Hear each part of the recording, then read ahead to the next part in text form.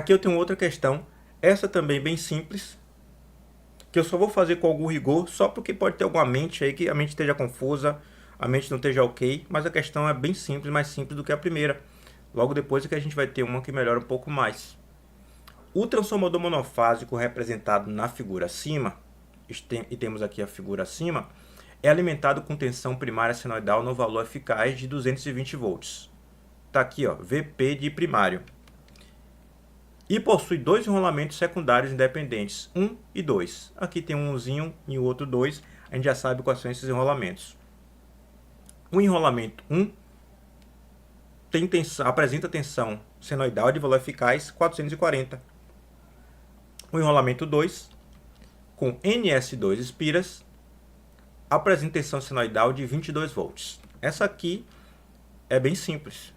Se o número de espiras do enrolamento primário é 100, e ele deu informação aqui também, os números NS2 e NS1 e NS2 são respectivamente, você não precisa de muita inteligência para isso não, você precisa saber regra de 3. 220 para 440, é só isso. Mas vamos fazer uma discussão um pouco além, para a gente debater a respeito de outras coisas que podem surgir, nem exatamente na questão de transformadores, mas pode surgir, por exemplo, em questões relacionadas à subestação. Deixa eu só melhorar esse pincel aqui. Deixa eu botar esse. Não, eu quero reto, né? Opa, não ficou legal. Agora ficou. Agora nem tanto. Agora mais ou menos.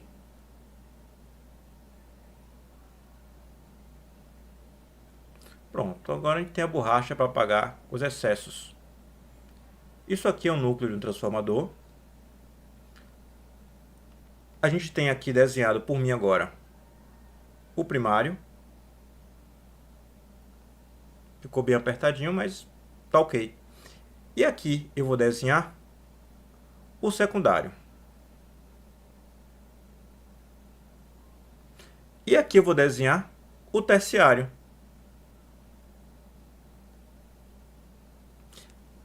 Olha só, quando é que surge um transformador de 3 enrolamentos no mundo real? Para a gente discutir um pouco além da questão, porque a questão é muito mais simples do que a discussão que a gente pode fazer. Por exemplo, numa subestação abaixadora, para dar um exemplo, uma subestação abaixadora vai chegar a uma tensão relativamente alta, de uma linha de transmissão, por exemplo, pode chegar a uma tensão de, vamos supor, 136 kV. É necessário abaixar a tensão para ser feito o uso na rede de distribuição, na rede de distribuição primária. A rede de distribuição primária tem tensões típicas de 13,8 kV, 11,9 kV, 13,8, por exemplo. E, obviamente, essa tensão de 13,8 vai ser espalhada por toda a cidade, por toda a região, para que a gente tenha em cada poste um transformador que a gente chama de transformador de serviço, que aí sim abaixa o valor para 220, 127, a depender da região, 380, 220, sendo que a gente só faz uso do 220 nesse caso para uso residencial.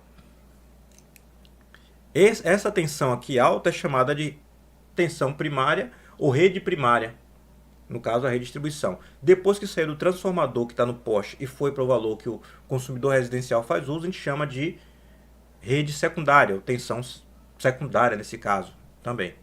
Ou da rede secundária ficaria melhor ainda. Mas para que então existe esse enrolamento aqui? É porque você tem na subestação um monte de outros equipamentos. Os equipamentos de proteção, os equipamentos de medição, os equipamentos de automação, a iluminação, tudo para que a subestação opere.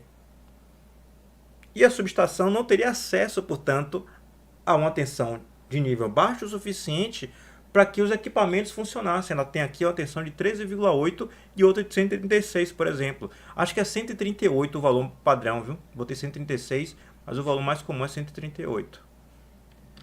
Para isso você precisa dessa outra rede, para baixar a tensão para, por exemplo, 220 volts. E esse enrolamento fornece potência para a alimentação da própria subestação, para que tudo que tem na subestação consiga operar. Professor, Vamos supor que dê pau na subestação. Esse transformador tem algum problema. Ou tem algum problema na linha e o disjuntor abre e o transformador para de receber energia. Então a subestação fica sem energia também? Fica, mas para isso ela tem a UPS, que a gente chama no Brasil de no break. Mas no break não é o nome gringo não, é o nome nosso, a gente que chama com o nome inglês.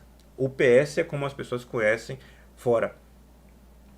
Para poder manter a subestação operacional durante o período que não tem fornecimento de energia via rede.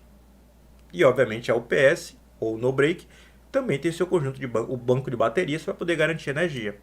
Então é nessa condição, essa é uma condição muito comum no qual o transformador de 3 enrolamentos surge. Mas para resolver essa questão aqui, eu precisava de tudo isso? Não, eu precisava de quase nada. Precisava saber o mínimo. Precisava saber o quê?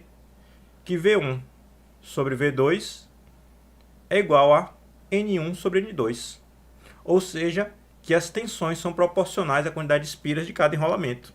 Eu escrevi um para não escrever... Ah, não, vou escrever um não. Vou escrever do jeito que ele escreveu. Não chamou de P? Então vou chamar de P. Não chamou de S1? Vou chamar de S1 também. Não vou ser chato, não. Aqui é P e aqui é P. Aqui é S1, aqui é S1. Então substitua os valores. VP 220, VS1 440, NP é igual a 100, NS1 é o que a gente quer. Corto isso com isso, aqui me sobra 2, né? 220 sobre 440. NS1 vai ser igual a 100 vezes 2. 2 passa para lá multiplicando. NS1 vai ser igual a 200. Precisava fazer essa conta? 200 espiras. Precisava fazer essa conta? Claro que não. Você não vai fazer essa conta no concurso, vai perder tempo fazendo isso aqui. Se você sabe que a relação é de proporção, você não perde tempo. Se tem um dobro da tensão, tem que ter o dobro de espiras. 200 e acabou-se. Não tem por que fazer a conta. Da mesma forma aqui, que a gente não vai fazer a conta, eu tenho claramente que a tensão caiu em 10 vezes. Se ela caiu em 10 vezes, eu vou ter 10 vezes menos espiras. Então, eu já sei que NS2 vai ter 10 vezes menos espiras. Vai ser igual a 10 espiras. Essas são as duas respostas. Vamos lá. Se o número de espiras do enrolamento é mais, então NS1 e NS2 são item B, B de bola, 210. 210. Bem simples a questão, a discussão foi mais interessante do que a própria questão.